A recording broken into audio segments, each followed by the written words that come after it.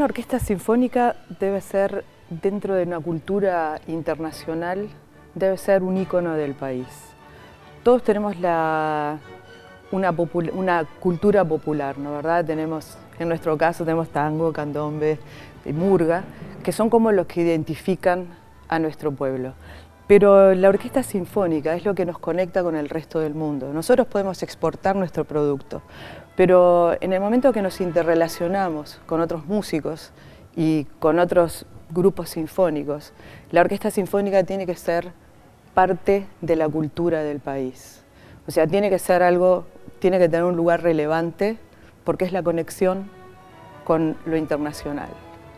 Más allá de que sea algo que lo popular y lo nuestro, lo que nos da la identidad, la podemos llevar afuera. Necesitamos también de una cultura internacional y la orquesta sinfónica es parte de esa cultura internacional. Un país debe tener una biblioteca, por ejemplo, debe tener museos donde se muestre su propia historia, la historia de su gente. Una orquesta sinfónica es esencial, digamos, un país que se precie de tener una rica cultura, que se precie de educar a sus habitantes en lo que es la cultura, en elevar su nivel humano, debe tener una orquesta sinfónica. La orquesta sinfónica es la que transmite todo el acervo de muchos siglos de música. Obviamente también hay otros tipos de música, hay otro tipo de instrumentos, pero digamos la que conjuga todos ellos, la formación que reúne a 100, un poco menos, un poco más, pero más o menos esa cantidad de música arriba de un escenario haciendo una misma obra, es una orquesta sinfónica. Para mí la orquesta es más que importante, no solamente para Montevideo, para el país entero y para el exterior. Yo he tenido oportunidad inclusive de verlos actuar en el exterior y siempre me pareció formidable, un conjunto bien impactado y de un nivel que no le tenemos que envidiar en absoluto a ninguna de las orquestas del resto del mundo. Y me resulta más que interesante y cuando tengo algún rato vengo, en casi todos los programas me los sigo todos los años, es con una satisfacción enorme que veo la calidad y aparte me une amistad con algunos de los músicos, de los cuales también me siento muy honrado y eso para mí dentro de mi vida ha sido un factor importantísimo en mi educación y en mi cultura y de lo cual no tengo más que agradecimiento de todo lo que he podido ver y escuchar de gente que nos ha transmitido emociones fantásticas. Pienso que el contar con una orquesta sinfónica nacional le da la posibilidad a cada uno de los integrantes de la sociedad uruguaya de acceder a lo máximo en cuanto a cultura musical que tiene el país.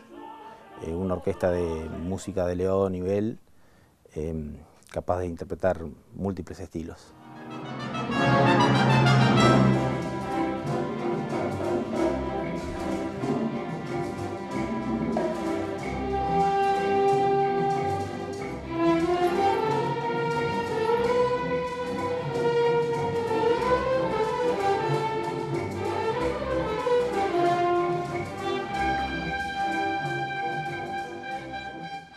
Una orquesta sinfónica nace de la necesidad de los músicos de interrelacionarse y hacer una actividad comunitaria, como también lo puede hacer un grupo o una banda de rock, un grupo de música folclórica.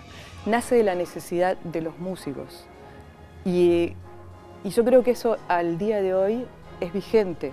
O sea, los músicos que nos interesamos por la parte sinfónica, más allá del clasicismo o que estamos interesados en una proyección de la música a lo que es actual, necesitamos de la comunidad. Es un cuadro de fútbol. Somos deportistas artísticos, donde necesitamos de la unión. Entonces, ese es el pasado y el presente. El futuro tiene que ser el mismo, desde un punto de vista social, desde un punto de vista humano. Desde un punto de vista artístico, hoy día la orquesta como que necesita una evolución, necesita un camino para poder interrelacionarse con la parte tecnológica y para poder unirse a todo eso, para que no sea un espectáculo estático. Entonces, el futuro para mí de la orquesta tiene que ser progresar, ayornarse en todas las, la gama enorme que hay de cosas que puedes hacer en un espectáculo. Nuestra orquesta es decana en nuestro continente, decana como orquesta nacional estatal. Antes de que aparecieran las orquestas argentinas, la del Teatro Colón, las orquestas de México, de Brasil, surgió la Orquesta Sinfónica del Sodre. Es un orgullo que realmente a veces nosotros nos olvidamos de eso. Y no solo fue decana, sino que en la época de los años 40, 50, fue uno de los referentes de la música sinfónica en América Latina. Pienso que fue una orquesta de referencia para todos los países de Sudamérica. Tuvo un nivel altísimo, sobre todo en los años de la guerra europea, en el cual vinieron los grandes de la música, pasaron por el Sodre. Se nutrió de grandes músicos. Creo que con el incendio del auditorio entró en una decadencia en la cual no tenía lugar fijo, empezó a rondar por todos lados y ahora está un poco, bueno, tenemos el auditorio nuevo, contamos con una casa propia, pero hay un recambio muy importante. Se ha ido mucha gente, muchos veteranos, que le dan mucho valor a la orquesta. Yo pienso que la experiencia es un factor muy importante en la música. Y ahora, si bien hay muchos jóvenes muy capaces y de mucho talento, creo que falta un poquito de asentamiento. Y tenemos todo para llegar a ser una orquesta de gran nivel. Contamos con la infraestructura y con el material humano.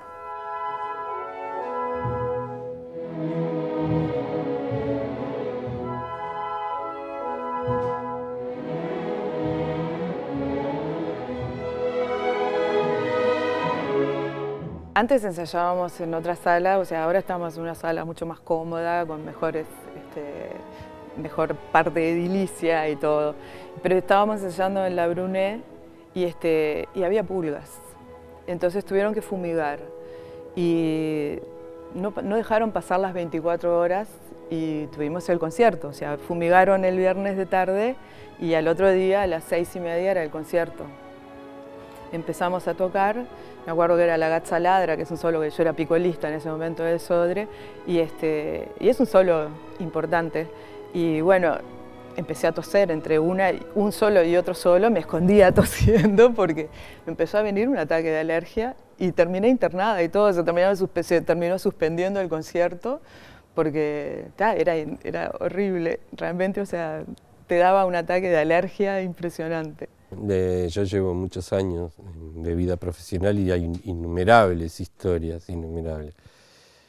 Me viene a la mente una por los años 87, por ahí, 86, 87, a pesar de que la orquesta, como yo explicaba anteriormente, no estaba en su mejor momento artístico, pero sin embargo, al siguiente año de la reinstauración democrática, la dirección artística de ese momento nombró como director titular nuestro a un gran maestro, un gran músico, gran persona, que era el brasileño David Machado. A pesar de todas las carencias, hacíamos programas muy interesantes y era una persona maravillosa. Él desgraciadamente ya no nos dejó este mundo hace ya algunos años, pero nos dejó mucho a todos los que tocábamos en aquella época, aprendimos mucho con él. Y hay una anécdota así que lo retrata muy bien y que es algo increíble, ¿no? O sea, él era una persona que gustaba mucho de hacer programas de los grandes sinfonistas, de Mahler, Strauss. Hicimos prácticamente todo el ciclo de las sinfonías de Mahler con él. No me acuerdo precisamente en cuando estábamos tocando cuál de las sinfonías, que son de una complejidad musical muy grande. Él dirigía todo de memoria, tenía una memoria prodigiosa, y en determinado momento, en medio del concierto, una de las filas, una de las secciones de cuerda, no entró, no hizo una entrada. Eso en un concierto puede ser algo catastrófico, que en la mayoría de los casos el director tiene que parar y volver a empezar, y frente al público es una situación muy embarazosa. Pero Mallado, en ese momento, él, cuando no entró esa fila de esa sección de cuerda, él dijo cifra tal, o sea, nosotros tenemos en la partitura hay determinadas cifras para en los ensayos tener facilidad de dónde parar y de dónde arrancar. Él dijo cifra tal de memoria, y les dio la entrada, y el público no se dio cuenta de eso, que realmente podía haber desembocado en una catástrofe, ¿no? Pero él era así, el maestro Mallado era así. Bueno, yo lo hice con mucho gusto. Sabía que este director joven que está actualmente, Martín García, es una figura relevante, de una excelente capacidad musical, porque los sastres somos un poco como los peluqueros, ¿no? Tenemos la oportunidad de charlar y nos vamos interiorizando cada uno de la actividad respectiva. Entonces, me impresionó como una persona brillante y de una capacidad excepcional. Creo que tenemos un gran director. Y entonces ahí puse todo mi mayor esmero para que la prenda saliera impecable. Me gustaría contar de los viajes al interior que se hacen, en la cual se nutre de muchas anécdotas, pero sobre todo el recibimiento que nos da la gente, el cariño con el que nos trata y lo mucho que aprecian la música.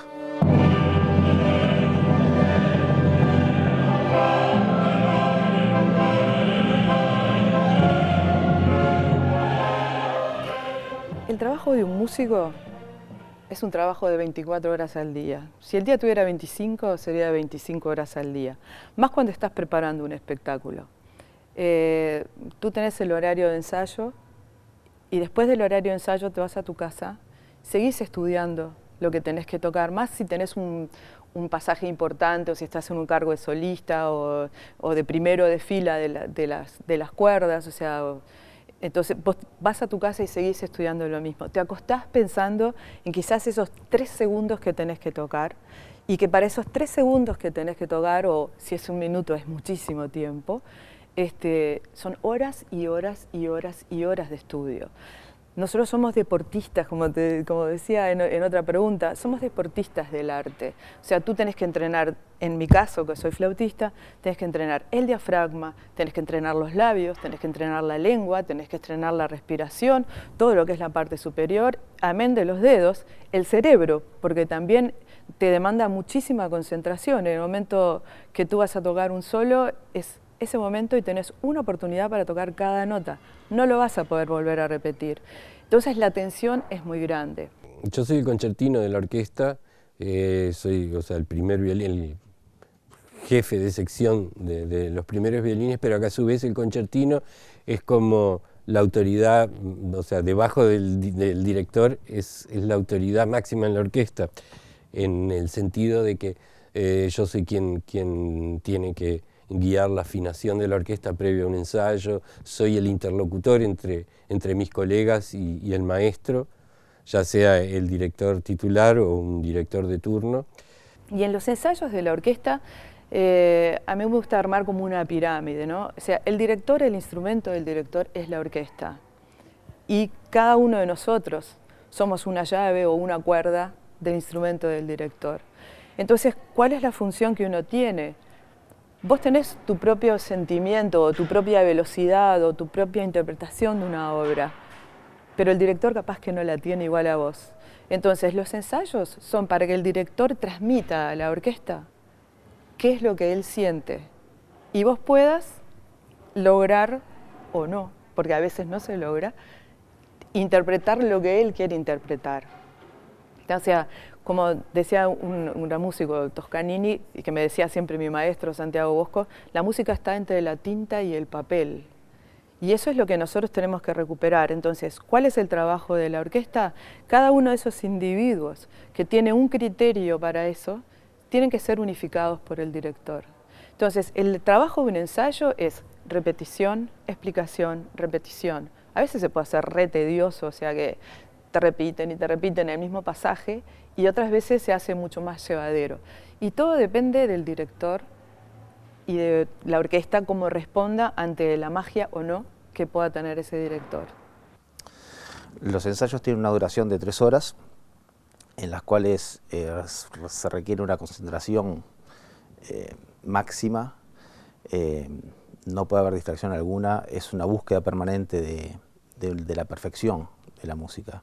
Cada uno busca el sonido, se trata de interpretar al autor y de interpretar al maestro, que es el que tiene la idea de lo que quiere que suene en el concierto. Y nada, para nosotros es muy placentero, tedioso pero placentero. Aparte de las 3 horas que nosotros pasamos diariamente aquí, necesitamos antes tener toda una preparación previa individual de cada uno. O sea, cuando el director de turno llega al primer ensayo con la orquesta, lo ideal es que cada uno de nosotros tenga aprendido lo que es la parte, digamos, como el texto, digamos, para que sea fácil para las personas que no están habituadas. Tenemos que conocer bien, es como un actor que conozca el texto. Luego el director ya va a colocar en su lugar todo lo que son las cuestiones de fraseos, de la gran idea musical que tiene cada obra, de pulir determinados pasajes.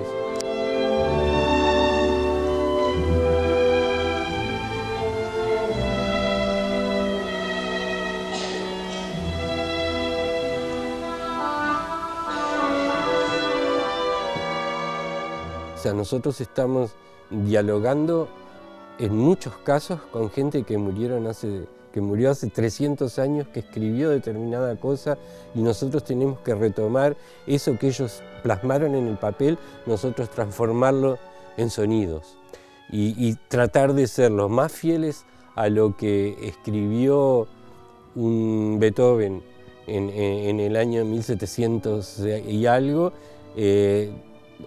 tratar de interpretar lo que él quiso decir en ese momento y a su vez actualizarlo al 2016.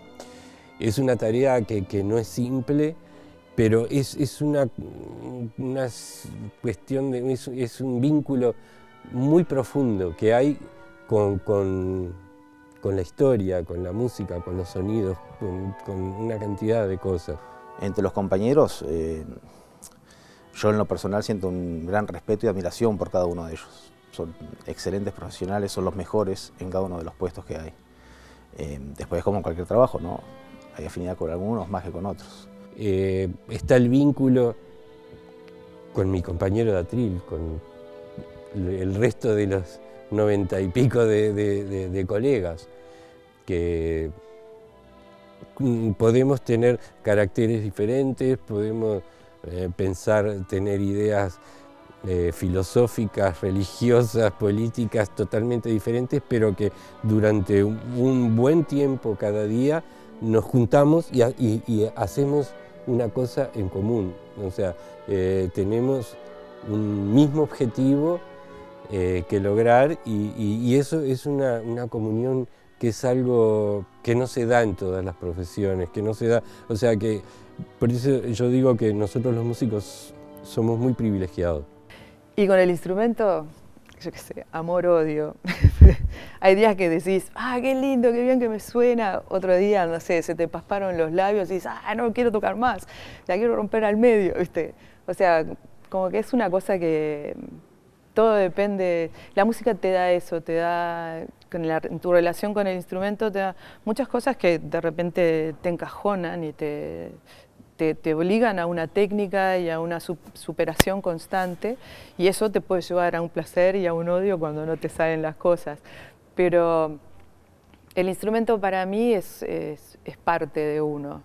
O sea, el instrumento, cuando yo les enseño a los alumnos, la flauta la llevas a tu cuerpo, nunca vas a la flauta. O sea, es parte de ti, no tu parte del instrumento. Entonces, tiene que ser una relación íntima, tenés que quererlo. El instrumento es la herramienta, es lo más preciado, es lo que uno le dedica horas, lo cuida, está permanentemente encima de él, tiene que tener un funcionamiento perfecto. Nada, es una herramienta, la herramienta más importante.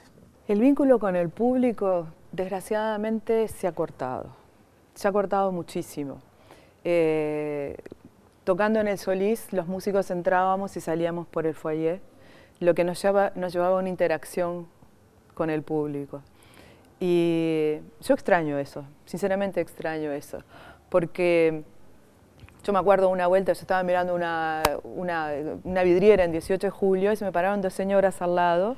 Me dijeron, ay, tú sos Beatriz Sopolo, qué lindo que tocaron el sábado, ¿viste? O sea, el público te reconocía porque te veía de cerca, ¿tá? Y tú podías conversar con el público. En cambio, hoy día entramos y salimos en cualquiera de los dos teatros por la puerta de atrás. O sea, nos hemos convertido en funcionarios y se nos ha matado un poco eso del artista. Este año, en contraposición a lo que te contaba recién, se hizo la sinfonía, una sinfonía de Shostakovich donde había muchísimos solos de flauta. El director le entregaron el ramo de flores y me lo entregó a mí. Entonces salíamos por Florida subiendo por Andes y una pareja que venía y decía, ah, tú sos la flautista, qué bien que tocaste, te reconocí por las flores. ¿Tá? Entonces ahí es donde tú ves que el vínculo con el público se quebró. Nosotros no tenemos como la música popular eso de que están pasando bien, les gustó, ¿no? O sea, somos un espectáculo mucho más distante. Y entonces yo pienso que eso con el vínculo con el público, yo lo extraño. Cuando yo toco un recital de cámara o algo, me gusta la interacción con el público, me gusta conversar, hablarles un poco sobre las obras, o eso, o sea, es importante que el artista se sepa bajar del escenario y compartir mano a mano con el público. Para mí, al menos, eso es muy gratificante para la persona. El vínculo, digamos, central es con el público, obviamente. Nosotros somos depositarios de todo un legado que tenemos que transmitirlo. Somos el intermediario entre lo que escribió el compositor, ya sea un compositor fallecido o un compositor actual. También nosotros tenemos que eso transmitírselo, convertirlo en sonido, transmitírselo al público, provocarle emociones, provocarle sensaciones, y se crea ahí algo invisible, pero que es un vínculo, digamos, o sea, que todos los demás vínculos están al servicio de eso, ¿no? Con el público yo creo que, yo por lo menos siento que existe un vínculo totalmente musical, de generación de sentimientos, de climas que se sienten durante los conciertos. Creo que ese es el mayor vínculo que puede tener el artista con el público. Me alegro mucho que estén festejando 85 años, más que merecidos, porque creo que para la cultura del Uruguay una de las cosas más hermosas es practicar la buena música y el buen arte que presenta eso.